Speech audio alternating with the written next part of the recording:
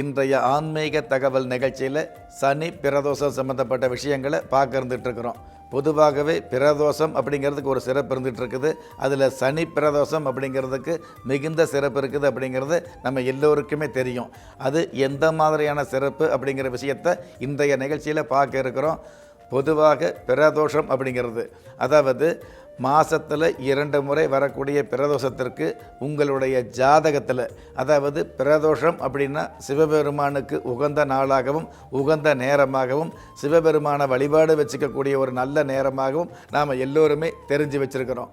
ஆனால் பிரதோஷம் என்பது உங்களுடைய ஜாதகத்தில் இருக்கக்கூடிய பிற தோஷங்களை, அதாவது மற்ற தோஷங்களை விளக்கக்கூடிய, மற்ற தோஷங்களிலிருந்து பிற தோஷங்களிலிருந்து காப்பாற்றக்கூடிய வல்லமை இந்த பிரதோஷத்துக்கு இருக்குது அப்படிங்கிறத நம்ம பிரதோஷ சாஸ்திரம் சொல்லி வச்சுருக்குது. அந்த மாதிரியான உங்களுக்கு இருக்கக்கூடிய பிற தோஷங்களிலிருந்து உங்களை தற்காத்து கொள்ளக்கூடிய ஒரு பிரார்த்தனை இந்த பிரதோஷ வழிபாட்டில் வச்சுக்கிறது மிக மிக சிறப்பு அப்படிங்கிறது சாஸ்திரம் சொல்லி வச்சுருக்குது.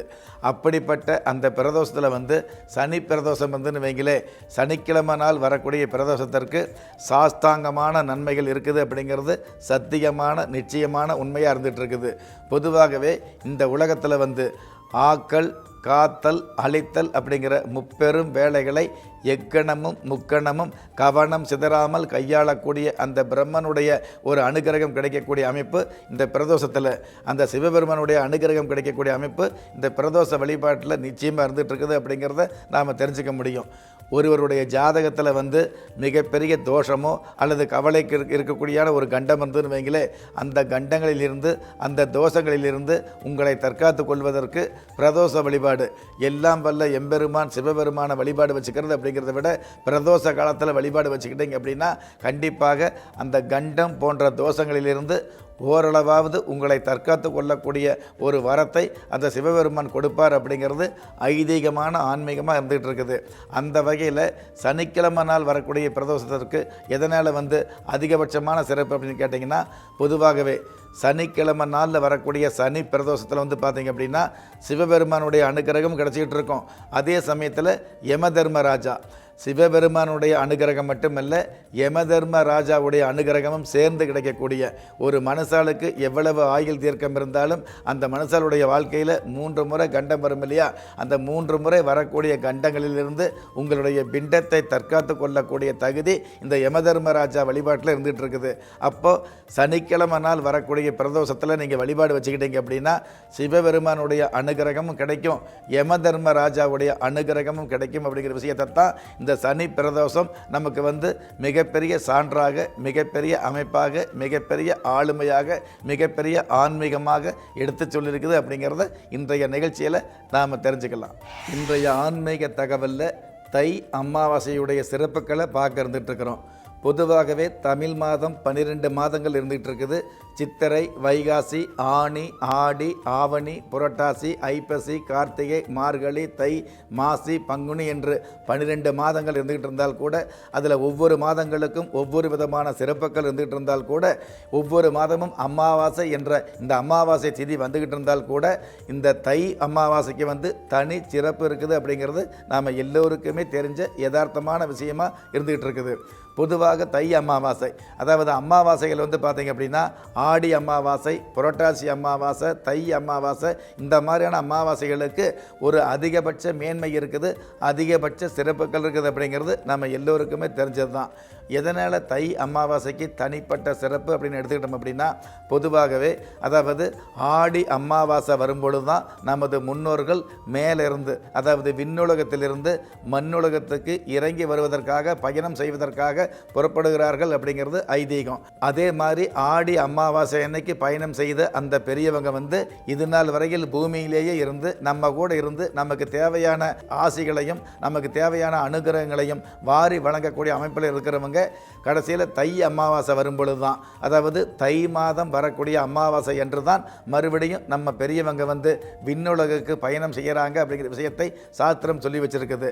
அது மட்டுமல்ல, பொதுவாகவே தை அமாவாசை திதியில் தர்ப்பணம் கொடுக்கறது, திதி கொடுக்கக்கூடிய வழக்கத்தை நம்ம ஆழமாக கவனமாக கவனித்தோம் அப்படின்னா உங்களுடைய வாழ்க்கையில், அதாவது ஒரு முறை திதி கொடுத்தால் கூட உங்களுடைய ஆயுள் காலம் முழுவதும் உங்களுக்கு மிகப்பெரிய ஆசீர்வாதங்கள் கிடைக்கக்கூடிய, பெரியவங்களுடைய ஆசீர்வாதம் உங்களுக்கு பெருவாரியாக கிடைக்கக்கூடிய, அதாவது தை அமாவாசை என்று தர்ப்பணம் கொடுக்குறவங்களுக்கு, அதாவது 7 ஜென்மமாக உங்களுடைய பரம்பரைன்னு சொல்லுவாங்க இல்லையா, 7 தலைமுறையாக வாழ்ந்த பெரியவங்களுடைய ஒட்டுமொத்த ஆசீர்வாதமும் இந்த தை அமாவாசை என்று கிடைக்குது அப்படிங்கிறது தான் தாத்பரியமான உண்மையாக இருந்துகிட்டு இருக்குது.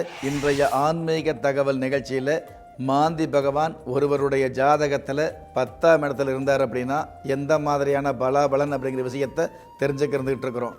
பொதுவாகவே குளிகன் என்று சொல்லக்கூடிய இந்த மாந்தி பகவான் ஒருவருடைய ஜாதகத்தில் ஜீவனஸ்தானம் என்று சொல்லக்கூடிய, தொழில்ஸ்தானம் என்று சொல்லக்கூடிய 10ஆம் இடத்துல இருந்தார் அப்படின்னா, ஒரு சில பேர் இந்த ஜீவனஸ்தானத்தை உத்தியோகஸ்தானம்னு சொல்லலாம். அதாவது ஜீவனஸ்தானம், உத்தியோகஸ்தானம், தொழில்ஸ்தானம் என்று சொல்லக்கூடிய 10ஆம் இடத்துல இந்த மாந்தி பகவான் இருந்தார் அப்படின்னா ஜீவனம் சம்மந்தப்பட்ட வகையில், பொதுவாகவே ஒருவருக்கு ஜீவனம் அப்படின்னா அரசு உத்தியோகத்தில் இருக்கிறாரு, அதை வச்சு ஜீவனம் பண்ணுறாரு, அல்லது சொந்தமாக மளிகை கடை வச்சுருக்கிறாரு, அதை வச்சு ஜீவனம் பண்ணுறாரு, அல்லது சொந்தமாக பார்த்திங்கன்னா ஒரு பலசரக்கு கடை வச்சுருக்காரு, அதன் மூலமாக ஜீவனம் பண்ணுறாரு, அல்லது சொந்தமாக ஒரு தொழில் பண்ணுறாரு, அதன் மூலமாக ஜீவனம் பண்ணுறாருன்னு ஒரு கணக்கு இருக்கும் இல்லையா. அந்த மாதிரி நீங்கள் எந்த மாதிரியான தொழில், எந்த மாதிரியான ஜீவனமாக இருந்தாலும் அந்த ஜீவனம் நல்லபடியாக நடக்கிறதுக்கு, அந்த ஜீவனம் நல்ல ஆவணமாக அமைகிறதுக்கு இந்த 10ஆம் இடம் ஒரு பாதுகாப்பானதாக, ஒரு உறுதியானதாக இருந்துகிட்டு இருக்குது. அந்த 10ஆம் இடத்துல இந்த மாந்தி பகவான் இருந்தார் அப்படின்னா நீங்கள் எந்த வகையில் ஜீவனம் பண்ணாலும் சரி, மாதமான நமக்கு கவர்மெண்ட் வேலையாக இருந்துகிட்ருக்கிறோம், மணி அடித்தா சம்பளம் வருது, மாதமான சம்பளம் வருதுங்கிற ஒரு அமைப்பில் இருந்தால் கூட அந்த அரசாங்க உத்தியோகத்தில் கூட தேவையில்லாத அலைச்சல், தேவையில்லாத பிரச்சனை, தேவையில்லாத சங்கடங்கள் ஏற்படக்கூடியது, தேவையில்லாத பணி இழப்பு ஏற்படக்கூடிய சூழல் இருக்குங்கிற விஷயத்தை நம்ம தெரிஞ்சுக்கலாம். சில பேர் பார்த்திங்க அப்படின்னா இந்த தொழிலுக்கு போகிறோம், இந்த வியாபாரம் செய்கிறோம், இந்த உத்தியோகத்துக்கு போகிறோம், அதன் மூலமாக ஜீவனம் பண்ணுறங்கிற எண்ணம் இருந்துகிட்டு இருக்கும். ஆனால் இன்னும் சில பேருக்கு பார்த்திங்கன்னா குறிப்பிட்ட வயசு வந்தால் கூட, அதாவது சரியான ஒரு ஜீவனம் இருக்காது. என்ன தொழிலுக்கு போகிறோம், என்ன வியாபாரம் செய்கிறோம், எந்த உத்தியோகத்துக்கு போகிறோம்னு எதையுமே நிலையானதாக சொல்ல முடியாத ஒரு சூழல் இருந்துகிட்டு இருக்கும். அந்த மாதிரி உள்ளவங்க ஜாதகத்தில் பார்த்திங்கன்னா இந்த 10ஆம் இடத்துல ஜீவனஸ்தானத்தில் மாந்தி பகவான் இருப்பார் அப்படிங்கிறத நாம் தெரிஞ்சுக்கலாம். அதனால் இந்த மாந்தி பகவான் 10ஆம் இடத்துல இருந்தார்னா ஒரு நல்ல உத்தியோகம் கிடைச்சால் கூட ஒரே உத்தியோகத்தில் தொடர்ந்து போக முடியாது. 6 மாதத்துக்கு ஒரு கம்பெனி மாற வேண்டிய சூழல் ஏற்படும்.